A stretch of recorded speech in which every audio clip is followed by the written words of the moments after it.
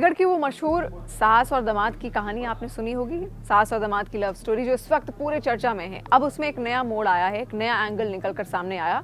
युवक के पिता ने बहुत बड़े बड़े खुलासे किए हैं।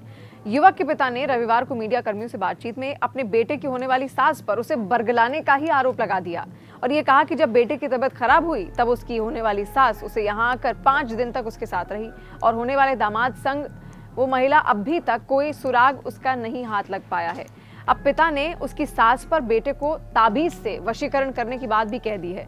युवक के पिता ने बताया कि जब बेटे की सास हमारे घर पर आई तभी उसे 2 ताबीज बांधे थे।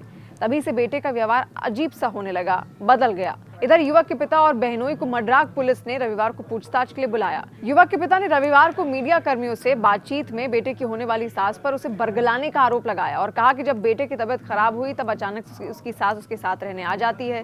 तब वो 2 ताबीज लेकर साथ में आती है, एक ताबीज गर्दन पर और दूसरा कमर पर बांध देती है। और अब उसके इस तरह गायब होने पर एहसास ये हो रहा है कि ये सब उसी ताबीज के वशीकरण की वजह से हुआ है। जब पिता पुलिस स्टेशन में उस युवक के पहुंचते हैं तो कहते हैं कि महिला ही हमारे बेटे को बरगला कर ले गई है। पिता ने यहाँ तक कहा कि बेटे ने जो किया है उससे हमारी क्षेत्र और समाज में इज्जत को बट्टा लगा है, इसीलिए अब निर्णय लिया गया है कि बेटे को घर में नहीं रखेंगे, संपत्ति से भी बेदखल कर देंगे और घर से बेटा भी कुछ जेवर और नकदी लेकर गया है। आगे उस युवक के पिता ये कहते हैं कि जो सामान वो अपने साथ लेकर गया है, जो जेवरात अपने साथ लेकर गया है, वो पुलिस से अनुरोध करते हैं कि उन्हें वापस दिला दें। मड्राक पुलिस ने युवक के रुद्रपुर उत्तराखंड निवासी बहनोई, उसके पिता आदि परिजनों को रविवार को पूछताछ के लिए बुलाया भी।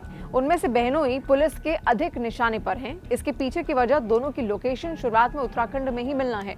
देर शाम तक पूछताछ जारी रहे। सीओ इगलास महेश कुमार का कहना है कि अभी पूछताछ और तलाश का काम लगातार चल रहा है, कोई नतीजा नहीं निकला है।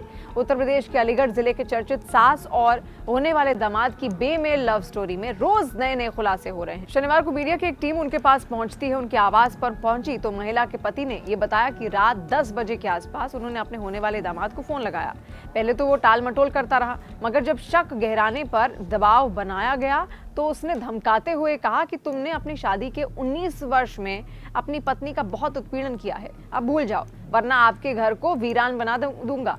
इसके बाद फोन कट गया और तब से कोई बातचीत अब तक नहीं हुई है।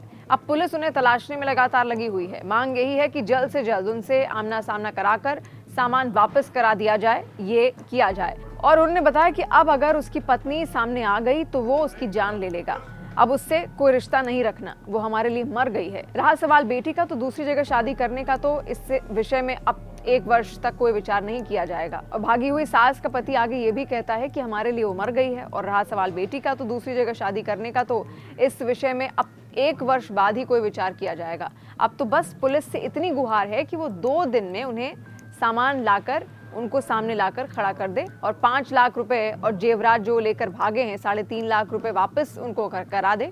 ये जो सास के जो पति थे उनकी ओर से गुहार लगाई गई। और इसी के साथ बेटी के पिता ने यह भी बताया कि रक्षाबंधन पर उसने पड़ोस के अपनी मौसी के बेटे से 18 वर्ष की हो चुकी बेटी के लिए रिश्ता तलाशने का जिक्र किया था। उसने दादू के इस युवक के विषय में बताया और बातचीत चली तो रिश्ता बन गया। हम दोनों पति पत्नी लड़का देखने उसके गांव गए थे। पति बताता है कि लड़के का एक बहनोई रुद्रपुर उत्तराखंड में रहता है। जब रिश्ता पक्का हुआ था तब बातचीत में वो पत्नी का नंबर ले गया था। उस लड़के को अपने बहनोई से ही सास का नंबर मिला और उसके बाद उसने फोन पर बातचीत करनी शुरू कर दी। मार्च में उसकी पत्नी ने उसे ये खबर दी कि दामाद की तबीयत ठीक नहीं है, वो उन्हें देखने जा रही है। उसके बाद वो वहाँ 5 दिन रुक कर आई और उस समय छोटे बेटे को साथ लेकर वो गई थी। पति के अनुसार 6 अप्रैल को वो अपनी पत्नी के कहने पर ही उसकी बहन के घर कार्ड देने गया था। उसके निकलते ही उसने अपनी बहन को ये भी कहा था कि रात में उन्हें वहीं रोक लेना। पिता और बेटी ने यह भी बताया कि जब उसकी सास से बातचीत शुरू हो गई तो उसने खुद सास से ये डिमांड रखी कि उसका मोबाइल खराब हो गया है, वो उसे मोबाइल दिला दे। पहले तो उससे मना किया गया और कहा कि शादी के बाद दिलवा देंगे, मगर युवक की जिद पर उसे इसी माह की 1 तारीख को मोबाइल दिलवाया गया। जबकि मीडिया में ये चल रहा है कि उसने सास को मोबाइल दिलवाया था। खुद पति और आसपास के लोगों ने स्वीकारा कि शुरुआत में जरूर 2 से 3 घंटे बात होती थी, मगर बाद में वो दिन भर अपने होने वाले दामाद से मोबाइल पर बातें करती रहती थी। शुरुआत में उसे शक नहीं हुआ, मगर जब ज्यादा बातें होने लगी तो उन्हें कुछ संदेह भी यहाँ पर हुआ, मगर इस संदेह को उसने नजरअंदाज कर दिया। बेटी ने भी बताया कि इस बीच उससे कभी 3-4 बार बात हुई है। हमेशा माँ ही उससे ज्यादातर बात करती रहती है। माँ के मोबाइल से ही उसने कभी बात करने का प्रयास किया तो वो कुछ देर ही बात करना बात करने के बाद टाल देती थी। तो दोनों ही पक्षों की ओर से अलग अलग आरोप लगा रहे हैं। जहां पर जो बेटी का जो पक्ष है वहां पर उनका ये कहना है कि उनकी पत्नी को बरगलाया गया है उनके होने वाले दामाद की ओर से, और दूसरे पक्ष का ये कहना है कि सास की ओर से उनके बेटे को बरगलाया गया है। अब सच्चाई क्या है, पुलिस इसी को लेकर लगातार तफ्तीश कर रही है।